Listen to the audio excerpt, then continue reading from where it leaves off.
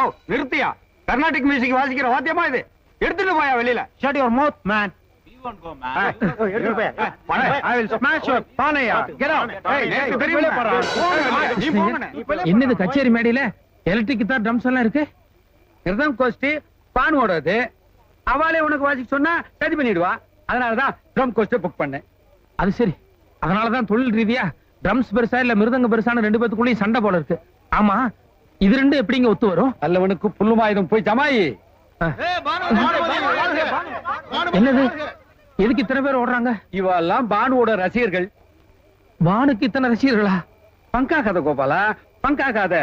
கிராமரான பொம்பளைனாலே நாட்டுல ஒரு கிரேஸ் தான். நீ மட்டும் மேடையில் ஏறு, எல்லாம் தலைகீழா மாறிடும். என்ன பாட வரல? ரெடி?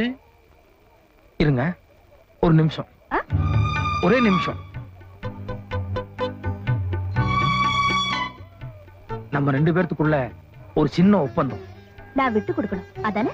சேச்சே, நான் ஒண்ணும் அந்த அளவுக்கு தம் இல்லாத ஆள் கிடையாது. பின்ன நீ பாட்டுல என்ன வேணாலும் பாடிக்கோ, ஆனா சாசா ரீரி காகா மாமான்னு இந்த சொரவரிசை மட்டும் தயவு செய்து பாடாத. இது எங்கிருந்து வாடகைக்கு? ஜோதிராண்டி இதுவும். சரி, சொன்னது ஞாபகம் இருக்குல்ல? சாசா ரீரின்னு சொரவரிசை மட்டும் தயவு செஞ்சு பாடாத. சொர இல்லாத எப்படியா கர்நாடிக் கச்சேரி? புரியாம பேசாத. இங்க இருக்கிற ஜனங்க அவ்வளவு ஸ்டாண்டர்ட் கிடையாது. நீ பாட்டுல சொரவரிசை பாடினா அவங்களுக்கு புரிய வேண்டாம்? நோக்கு தெரியாதுன்னு சொல்லு. இப்ப என்னங்கிற சோடா புட்டி? சொரம் பாடுறதும் பாடாததும் என் மூட பொறுத்திருக்கு. போடிடாத, வந்து பாடு. சங்கீத கலாரசிகர்களுக்கு எனது வணக்கம். இங்க பாப்பா, பொதுவாக நான் கேள்விப்பட்டிருக்கிறேன், பூவுடன் சேர்ந்த நாரும் வணக்கம் என்று. ஆனால் இன்றைக்கு இந்த நாருடன் சேர்ந்து பூவும் நாறிவிட்டது. இந்தாப்பா, இந்த மாலையை நீயே வச்சுக்கோ. பேத்தி பானுவுக்கு சங்கீதத்தில் நல்ல ஞானம். ஆனால் இன்று இவருடன் சேர்ந்து அவளும் எடுத்த லூட்டி இருக்கிறதே சரிக்க முடியவில்லை. இது சங்கீதத்திற்கே ஒரு பெரிய அபச்சாரம்.